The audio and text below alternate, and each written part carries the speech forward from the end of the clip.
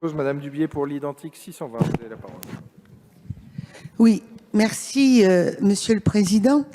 Monsieur le ministre, je voulais juste revenir sur une de vos remarques. J'ai lu attentivement l'article 5 et notamment les conditions de la délégation. À la lecture de l'article, je pense que ce n'est pas aussi simple pour des petites communes qu'une délibération, comme vous le dites. C'est quand même assorti d'un certain nombre de conditions. Bien, j'en reviens à l'amendement. Effectivement, l'amendement présenté propose effectivement de repousser l'échéance du 1er janvier au 31 décembre 2020, c'est-à-dire d'allonger le délai pour l'opposition au transfert des compétences eau et assainissement à l'échelon intercommunal. Merci Madame Dubié. Merci Monsieur le rapporteur, vous avez la parole. Oui, merci Monsieur le Président. Mes chers collègues, toutes les questions ont été abordées hier soir et cette nuit, y compris les aspects calendaires de ce dispositif que nous vous proposons d'adopter. C'est pourquoi j'émets un avis défavorable. Merci Monsieur le rapporteur. Monsieur le ministre. Avis défavorable, Monsieur le Président. Un avis défavorable. Monsieur Schellenberger, Monsieur le ministre, vous avez la parole. Oui, Monsieur le Président, pour répondre à vos interpellations, le mécanisme de délégation, Monsieur le député Viala, il s'appliquera dès la promulgation de la loi.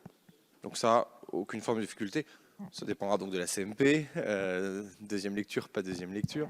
Ça, après tout, vous avez une part de réponse que je n'ai pas en la matière.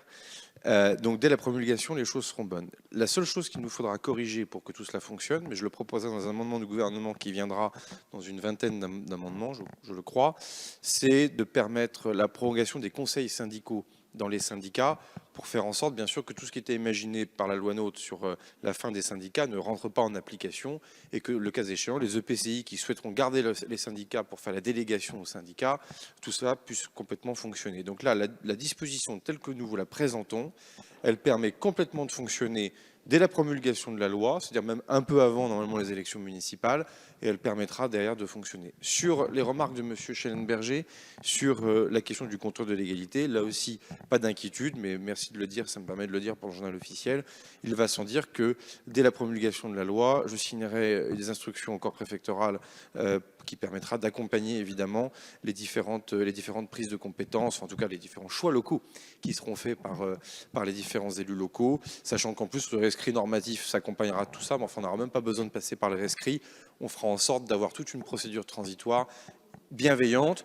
J'ai déjà demandé à la Direction générale des collectivités locales de se rapprocher de la Direction générale de l'Association des maires de France pour tout simplement aussi, c'est pour ça que je m'émeus un peu quand on parle de la délégation comme étant quelque chose de compliqué. Bien non, on va tout simplement faire un kit de délibération type qui permet, selon le cas de figure du choix que les collectivités veulent faire, enfin que les EPCI et les collectivités locales veulent faire, avoir un schéma de délégation qui rentre en application avec la plus grande des souplesses. Donc voilà pour l'ensemble des précisions que je voulais vous apporter. Très franchement, on a quelque chose qui devrait voler et qui correspond surtout au renouvellement municipal et donc au choix, on revient aussi au pacte de gouvernance, tout ce qu'on s'est dit déjà précédemment, aux choix qui seront faits par les élus en début de mandat. Tels sont, à mon avis, les éléments rassurants que je pouvais vous donner à l'un et à l'autre. Merci Monsieur le ministre. Je vais donc mettre aux voix ces différents amendements qui ont reçu pour chacun un avis défavorable de la Commission et du gouvernement. Sur le 854, qui est pour, qui est contre, il n'est pas adopté. Sur les 455 et identiques, qui est pour, qui est contre, ils ne sont pas adoptés.